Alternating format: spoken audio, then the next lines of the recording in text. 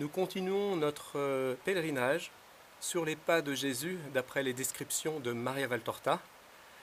Nous sommes ici dans la vallée qui mène à Jéricho, qui nous éloigne de Jérusalem.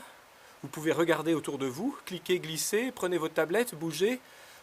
Derrière moi se trouve une grotte dans laquelle les apôtres et Jésus parfois faisaient halte. Donc la description correspond parfaitement à ce que voit Maria. Un filet d'eau en contrebas de la montagne et une vallée donc dans laquelle le groupe apostolique s'enfile et permet d'être tantôt à l'ombre, tantôt en plein soleil. Donc on vérifie une fois de plus que cette Italienne, Maria Valtorta, fait preuve donc d'une érudition stupéfiante. Autant les lieux, l'historicité des personnages, l'archéologie, les arts, la technique, les us et coutumes, la faune, la flore, et bien sûr la concordance de la chronologie. Tout cela se vérifie, ce qui est pas mal pour une femme paralysée dans son lit. Donc il s'agit bien de vision. Dans une grotte comme celle-ci, Jésus s'est reposé un jour et attendait Samuel, le scribe. Vous vous souvenez, il était mandaté par le Sanhédrin pour ôter la vie de Jésus. C'était un homme qui avait de mauvaises intentions et Jésus l'accueille dans cette grotte, se fait passer pour un pèlerin, il ne connaît pas le visage de Jésus et découvre un ami agréable. Et petit à petit, Jésus se dévoile jusqu'à lui offrir sa vie en lui disant « Tue-moi, si tu cherchais le Sauveur, le Messie, c'est moi ».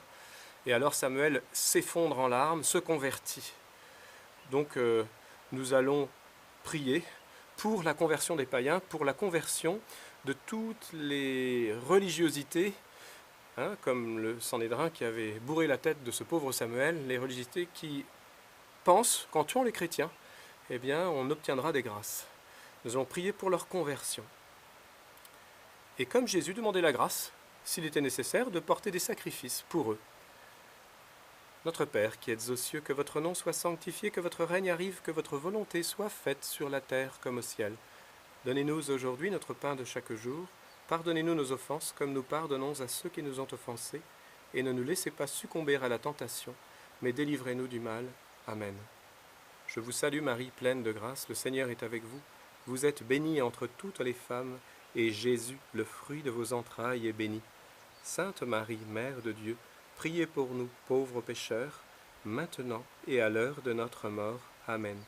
Gloire soit au Père, au Fils et au Saint-Esprit, comme il était au commencement, maintenant et toujours, et dans les siècles des siècles. Amen. Je vous laisse contempler ce paysage.